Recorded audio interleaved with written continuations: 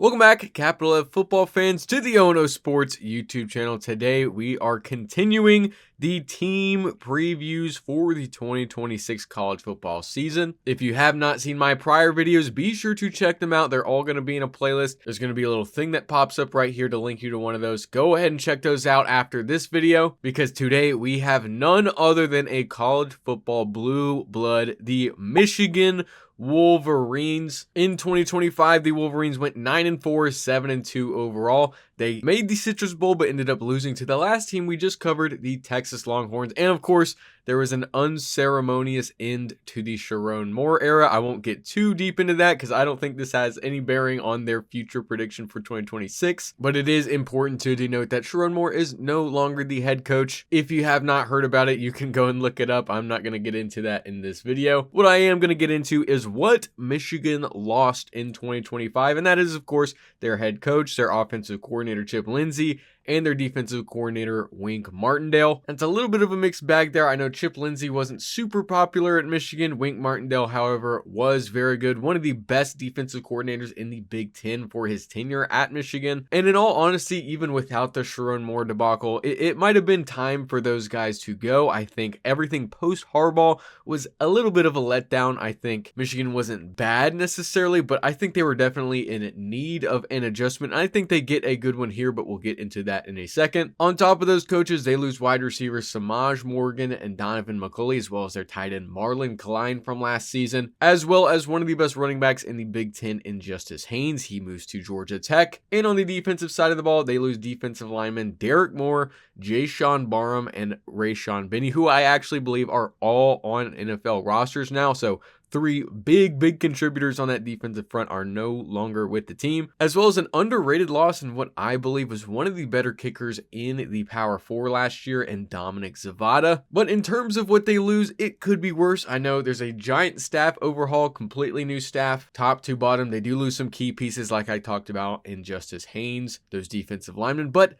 I think it could be much worse. We've definitely gone over some teams who lose a lot more than the Michigan Wolverines do in 2026. But let's take a look at some of their retentions this year, including none other than the former #1 overall prospect in the 2024 class, Bryce Underwood at quarterback. I know he had a rocky up and down season last year, but his talent is undeniable. He is one of the best dual threat quarterbacks, I think, overall in the country. I think he can absolutely take a step up and become maybe a Heisman candidate, definitely a top 5 quarterback in the conference, especially with who he's paired with this season. But once again, I'll save that for a second. To protect Underwood, they also returned 70% of their snaps at offensive line, including an offensive lineman like Andrew Sprague, who was one of the better offensive linemen in the Big Ten last year. I think he was an all Big Ten honorable mention. And on top of that, they returned Andrew Marsh at wide receiver, who was a true freshman last season, was their wide receiver 1 in terms of raw production numbers. They also returned their RB1 in Jordan Marshall, was a great ground threat for them last season. And they do return talent on the front 7, but this is one of the weaker areas in my opinion. It's a lot of experience within the program returning, but not a lot of on the field experience returning.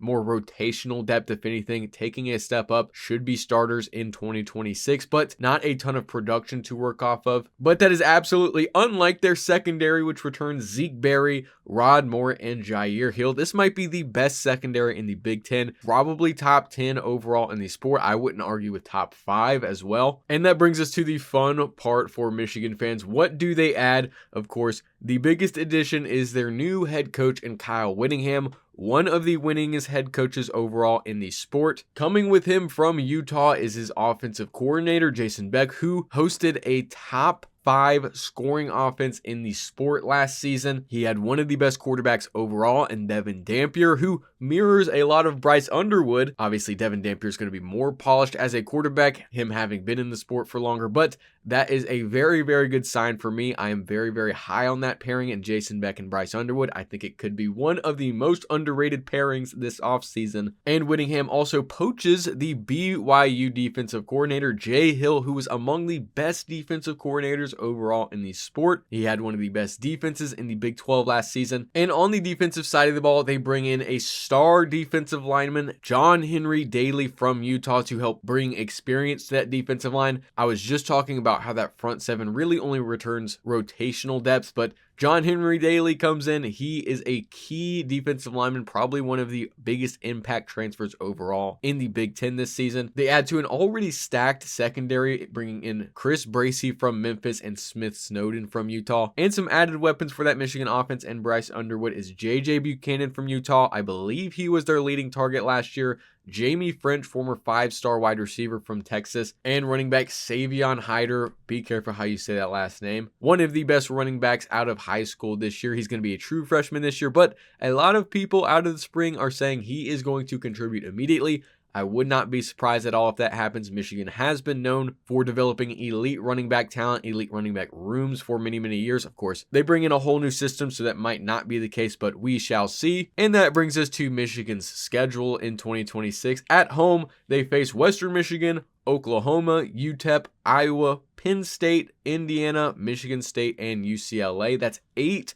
home games in 2026, including 4 in a row to open up the season. Those are Western Michigan, Oklahoma, UTEP, and Iowa. They, of course, go on the road to Oklahoma last year and lose, so it is a key swing factor that game is now at home this year, and that is the same for a game in Iowa, who is going to field a great defense, is always going to be in the mix for an upset in that kind of game. It is absolutely huge for the Wolverines to get that game at home. And on the road, they face Minnesota, Rutgers, Oregon, and Ohio State. Somewhat favorable. They have 2 very, very winnable games in Minnesota and Rutgers on the road, but also Oregon and Ohio State, probably the 2 toughest games on their schedule, both on the road this year. And I would say the schedule is pretty difficult overall. The 8 home games to 4 away games definitely gives it a favorable balance. The spacing gives it a favorable balance as well, but they don't face too many tough teams back to back. Their hardest consecutive stretch is going to be those 2 home games against Penn State, Indiana, but of course, both of those are at home, and both of those are coming off a bye week right before that Penn State game. So even in that, it is still somewhat favorable. I think they absolutely have the ability to start off 2026 white hot and get on a dangerous roll in conference play. And if the college football playoff is a realistic scenario going into November, if they're 6-2, 7-1, or 8-0, that November will be absolutely crucial for how this season ends up, obviously, but also I think crucial for how the Kyle Whittingham era at Michigan will end up being. If they can rattle off a game at Ohio State or at Oregon, I think this team could be in the mix for national championships perennially, and I feel like that is a good enough place to get into my predictions for Michigan in 2026. But before we get into those,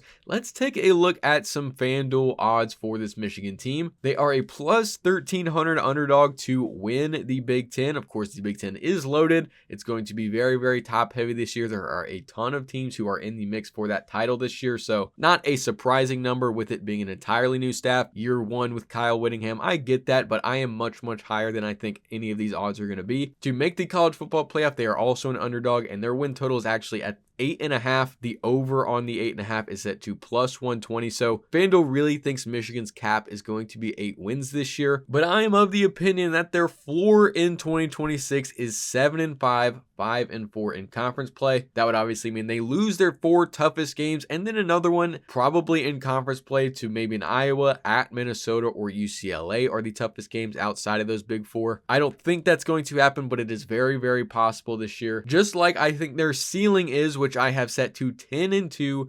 7-2 in conference play. This would mean they win half of the games against those big 4 opponents, and I am actually going to predict that in 2026. My official prediction is going to be that they hit their ceiling at 10-2, 7-2 in conference play. And in all honesty, I think that's because this coaching staff is just way too good in my opinion. I don't think they're going to undergo a classic rebuild in year 1 with Whittingham. I think they have all the tools to succeed immediately. I think one of the biggest things outside of just the coaching staff is that they still should be very, very good in the trenches, if not great to elite. I think the last staff left Whittingham a very good base of talent to work with in year 1. I don't think they take a step back from a talent perspective like perhaps a Penn State will with bringing in Matt Campbell. Like I said, I think they have a top 3 secondary, which is going to be able to anchor that defense, give them something elite to work with, while maybe they work out the kinks in other places. And I think for them to hit this prediction, they have to polish off the raw talent on the offense, including guys like Bryce Underwood, Leatherwood, Jamie French, and of course Savion Hyder. I think if they get that offense into a place where they can emulate Utah in 2025, the sky's honestly the limit. I think Michigan could absolutely make the playoff in 2026, as my prediction probably shows that they will. And even though the Harbaugh era is now a completely bygone era, I think Michigan still looks like Michigan. I think Whittingham doesn't skip a beat in that regard. I think they're dominant on the ground in 2026. I think they have some exciting young talent to pair with a fundamentally sound roster, and I have them as one of my favorite overall picks to make the college football playoff this year. But let me know what you think of Michigan in 2026. Go ahead and drop a comment down below.